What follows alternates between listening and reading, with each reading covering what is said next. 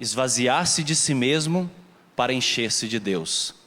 Esvaziar-se, abrir mão da sua própria vontade, da nossa vontade, para fazer a vontade de Deus. É isso que a liturgia de hoje celebra. O encontro de duas liberdades, o encontro de dois sims, do Verbo, do Pai, a segunda pessoa da Trindade, e a criatura, Maria, que representa aqui todo Israel, o meu sim e também o seu sim, ao plano divino da salvação.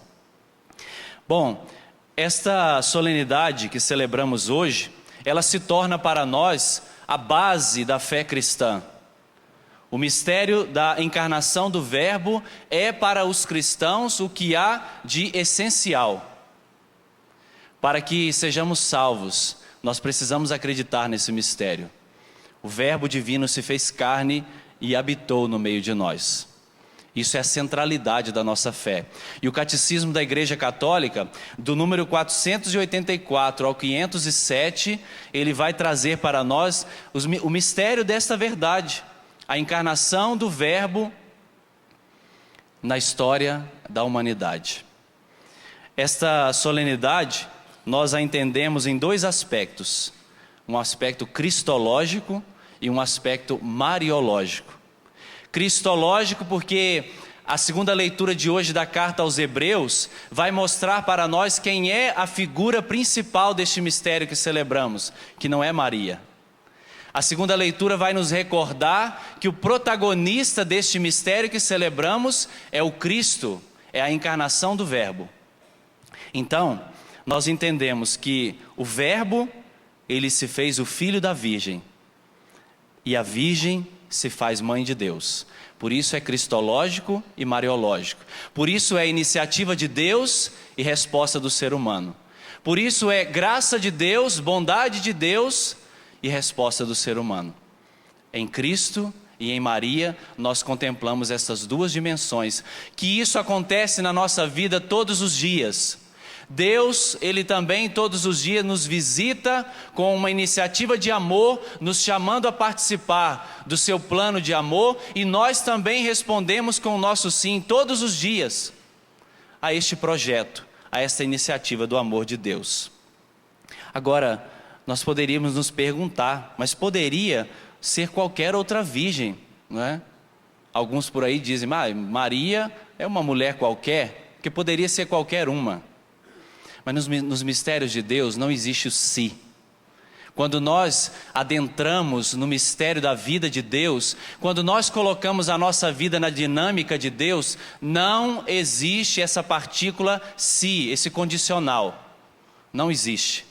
Porque a providência divina e a sabedoria com que Deus rege o mundo, fez com que em Maria acontecesse esse mistério. Pronto e acabou. Não tenho que questionar. Poderia ser outra, não. Maria, ela foi a escolhida. Na nossa vida também, se nós ficarmos vivendo de si e si, nós também não tocamos nos mistérios de Deus. A nossa vida, ao convite desta solenidade, deve ser uma entrega total nas mãos de Deus. Deve ser uma constante dependência à vontade de Deus. Porque se você ficar titubeando, vai ou não vai? Será que é? Será que não é? Será que eu sou chamado a uma vida de santidade? Será que eu me consagro ou não me consagro? Será que eu sou um consagrado ou eu não sou? Nós não podemos agir assim. No mistério da solenidade de hoje, o Verbo divino se fez carne em Maria. É um fato, é o acontecido. Não há uma possibilidade. Então, nos mistérios de Deus, nós contemplamos isso.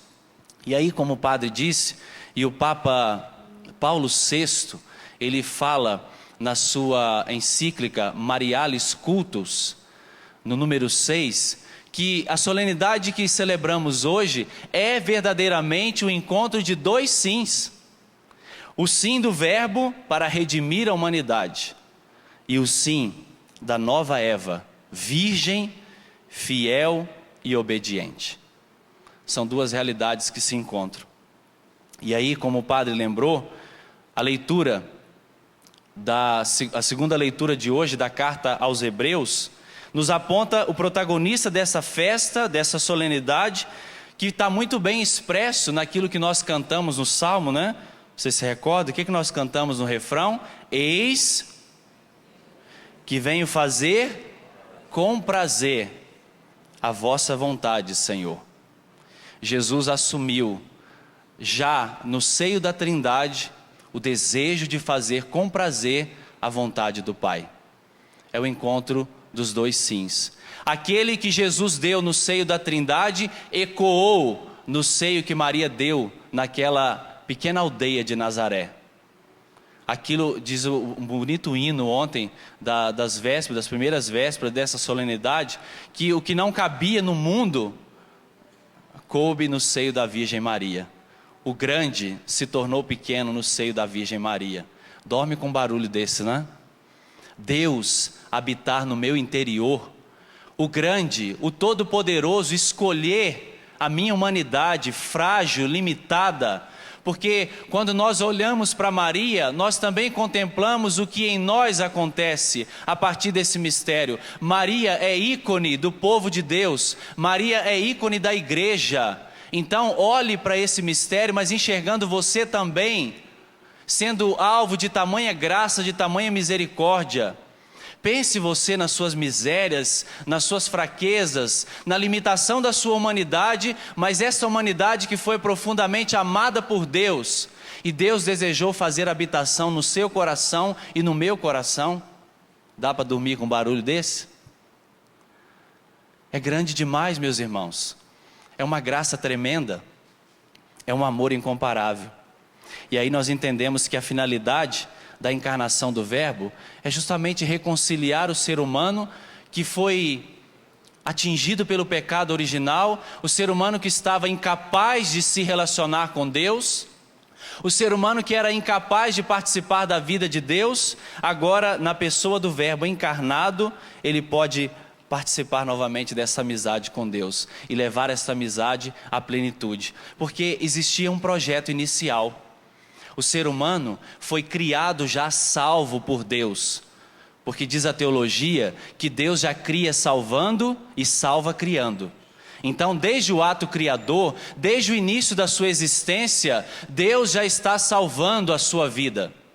Então, naquele ato criador, o desejo de Deus era que o ser humano chegasse à plenitude da sua existência para participar da vida de Deus, só que teve uma queda nesse meio, não é? Só que teve um rebaixamento. A nossa humanidade, ela sucumbiu ao pecado.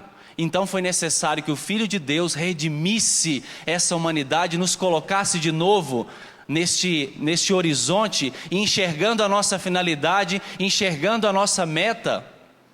Celebrar esse mistério da solenidade de hoje é enxergar a mão de Deus na pessoa do Verbo que levanta a humanidade e novamente a possibilita de participar da sua vida, dos seus mistérios. Dorme também com um barulho desse. Não dorme agora não, tá? Deixa para dormir mais tarde. Agora preste bastante atenção nisso, porque isso é central na nossa fé, meus irmãos.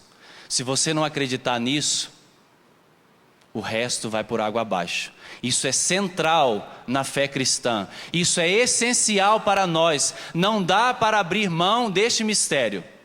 Não dá para abrir mão desta graça, de tamanha graça. E aí, na leitura do Evangelho de hoje, lá em Lucas, capítulo 1, nós ouvimos o relato de Lucas hoje, a partir do versículo 26. Engraçado que a tradução original não fala alegra-te Maria, cheia de graça. Fala alegra-te, cheia de graça. O anjo não chama Maria pelo nome, porque a identidade de Maria é ser cheia de graça. No grego, haire Maria, que haritomene, é alegra-te, cheia de graça, agraciada, plena, cheia de Deus, cheia do favor de Deus. A identidade de Maria é ser cheia de graça. Está justamente na voz do anjo o que Maria tem dentro de si, a graça de Deus. E nós também temos isso em nossa vida, a graça de Deus. Maria só foi o que foi, Maria só é o que ela é por graça de Deus. Tudo o que Maria foi por causa dos méritos de Cristo. da graça de Deus que habitou em Maria, corporalmente em Jesus Cristo. Eu e você também só somos o que somos pela graça de Deus. Também a voz do anjo quer fazer ecoar nos nossos corações hoje, cheios de graça. Nós somos a habitação da Trindade. Você acredita nisso? Então você é cheio de graça. Você também é pleno da graça de Deus. E você também é capaz de colocar a sua vida segundo o projeto de Deus, porque nós também, em Maria, nós fomos amados por Deus. E Maria, ela não é para Deus simplesmente uma função. Deixa eu usar Maria, né? Maria não é barriga de aluguel para Deus. Maria é uma pessoa. Maria para Deus é uma pessoa, não é uma função simplesmente, no plano divino da salvação. E enxergar esse valor que ela tem diante de Deus, é eu e você também nos colocar diante de Deus e nos enxergar com esse valor. Nós temos um valor de pessoa. Diante de Deus você vale por aquilo que você é, e não por aquilo que você faz. Seja pecado, ou seja obras de caridade, ou seja suas virtudes que você luta para ter. Você não vale por aquilo que você faz, você vale por aquilo que você é. Nós contemplamos em Maria este mistério escandaloso do amor de Deus. E aí nós vemos que nela o ser humano descobre-se amado por Deus. Tudo que Deus faz para nós é graça. Tudo que nós somos para Deus é graça dele, não é mérito nosso. A graça, além de agir em nós, é essa presença de Deus, porque o anjo diz: o Senhor é contigo, também é uma graça. O Emanuel, Deus conosco, ele está no meio de nós. E aí, para finalizar, existem duas realidades do Evangelho de Lucas que eu queria falar com vocês. A primeira é a pergunta de Maria: como se dará isso, né? Como se dará se eu não conheço homem algum? Maria não pede a explicação do que ela tem que fazer, mas ela quer a explicação de como ela vai executar a vontade de Deus. Maria não tem dúvida do que ela tem que fazer. Ela só não conhece ainda os caminhos da vontade de Deus. E veja que bonito. Quando nós olhamos para Maria, essa criatura tão bela, tão plena de Deus, nós também podemos nos perguntar diante de Deus: como eu vou fazer, Senhor, para cumprir a tua vontade? Não é duvidar da ação de Deus em nossa vida, não é deixar que a dúvida tome conta do nosso coração e nós fiquemos na dúvida se servimos ou não a Deus, se fazemos ou não a sua vontade. Na pergunta de Maria está o desejo de descobrir como executar a vontade de Deus. Você pode se perguntar isso para você hoje a partir dessa missa: como é que eu vou fazer a vontade de Deus no meu dia?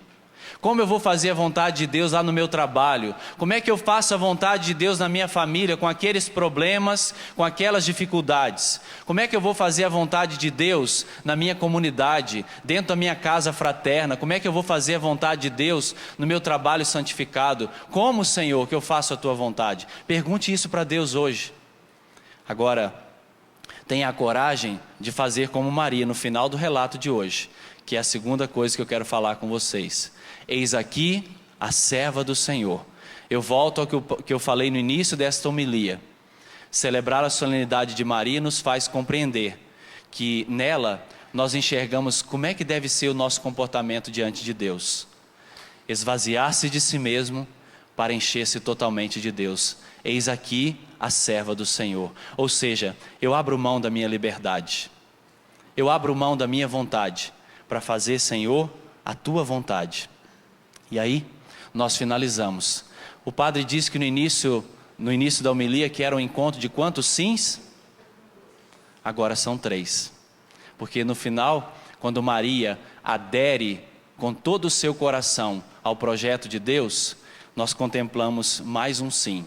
Aquele que Deus deu na criação, quando Ele nos fez, aquele que Jesus deu lá no Getsêmani: não seja feita a minha vontade, mas a tua vontade.